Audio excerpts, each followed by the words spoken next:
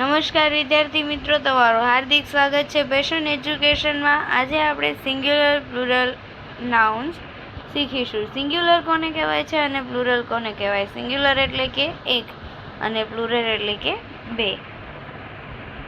Count and write, અહીંયા તમે count કરી શકો છો કેટલી વસ્તુ છે અને ત્યાર પછી એમાં લખવાનું છે। તો બોયઝ અને ગર્લ્સ એટલે કે ચિલ્ડ્રન્સ 3 છે, chair 1, table 1, dustbin 1, blackboard 1, Windows 1, door 1, table 1। તો અહીંયા જોઈ શકો છો જે 1 છે એ એક વચન છે અને જે એક કરતાં વધારે હોય એને પ્લુરલ એટલે કે બહુવચન કહેવાય છે। તો ચાલો જોઈએ। A noun that names only one person, place or thing is said to be in singular form. એટલે કે નાઉન જે એક હોય છે, એક વ્યક્તિનું નામ, એક સ્થળનું નામ અથવા તો એક વસ્તુનું નામ હોય છે તેને સિંગ્યુલર કહેવામાં આવે છે, એટલે કે એક વચન કહેવામાં આવે છે। A noun that names 2 or more person, place or things is said to be the plural form। એટલે કે નાઉન કે જે એક કરતાં વધારે હોય છે, 2 અથવા તો 3 હોય છે, કોઈ વસ્તુ હોય, વ્યક્તિ હોય કે કોઈ નામ હોય, સ્થળનું નામ હોય, તો આ બધાને પ્લુરલ કહેવાય છે। હવે how can we make singular noun to plural? કઈ રીતે તમે સિંગ્યુલર નાઉનને પ્લુરલમાં કન્વર્ટ કરી શકો છો? તો અહીંયા એના અમુક રૂલ્સ છે।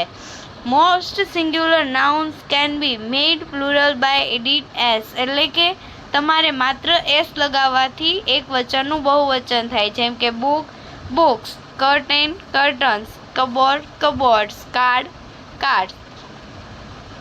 However, some nouns do not follow these rules। કોઈક નાઉન એવા હોય છે કે જે આ રૂલ્સ નથી ફોલો કરી શકતા। If the singular noun end with s, x, sh, ch, ss અથવા તો es, તો એની પાછળ હું લગાવવાનું es, જેમ કે lens lenses, wish wishes, complex complexes, address addresses, pitch pitches, bus buses। If singular noun end with ol plus o, ol એટલે કે સ્વર એ આઈ ઓ યુ થી પૂરું થતું હોય અને એમાં પાછળ ઓ લાગતો હોય તો એમાં એસ, માત્ર એસ લાગશે, es લાગશે નહીં। ત્યાર પછી કોન્સનન્ટ પ્લસ ઓ હોય, એટલે કે એ આઈ ઓ યુ સિવાયના કોઈ પણ હોય, એ ન હોય, D L D E N H આવા કોઈ પણ નામ હોય તો એની પાછળ es લગાવવાનો।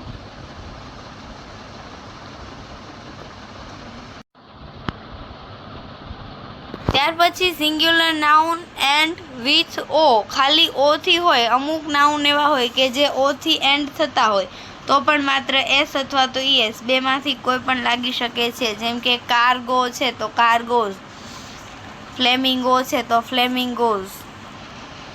If the singular noun end with consonant plus y, એટલે કે એ આઈ ઓ યુ સિવાય y ની આગળ હોય તો y નો આઈ કરી es લગવાનું, જેમ કે BERRY છે તો y ની આગળ r છે તો r છે તો y નો શું કરવાનો? આઈ કરી es। પછી પપીઝ, ડિશીઝ, એક્ટિવિટીઝ, પણ ઓલ પ્લસ y હોય તો એસ લગાવવાનો। ત્યાર પછી એફ કે એફ ઈ હોય તો એફ કે એફ ઈ ની જગ્યાએ VES।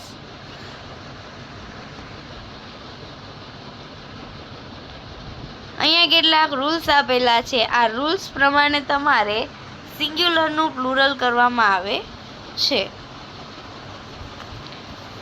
જો તમને મારો વિડીયો પસંદ આવતો હોય તો મારી ચેનલને જરૂરથી લાઈક, સબસ્ક્રાઈબ અને કોમેન્ટ કરી આપજો, જેથી આગળના વિડીયો સરળતાથી તમને મળતા રહે।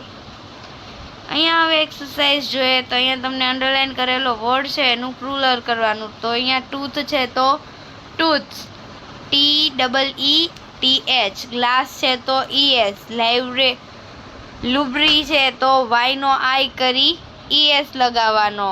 કમાન્ડર ઇન ચીફ છે તો કમાન્ડર્સ ઇન ચીફ, ક્લિફ છે તો એફ છે તો શું કરવાનું? માત્ર એસ લગાવવાનો। આ રીતે તમે સિંગ્યુલરનું પ્લુરલ કરી એક્સરસાઇઝ પૂરી કરવાની રહેશે. Thank you for watching. જો તમને મારો વિડીયો પસંદ આવ્યો હોય તો મારી ચેનલને જરૂરથી લાઇક, સબસ્ક્રાઈબ અને કોમેન્ટ કરી આપજો.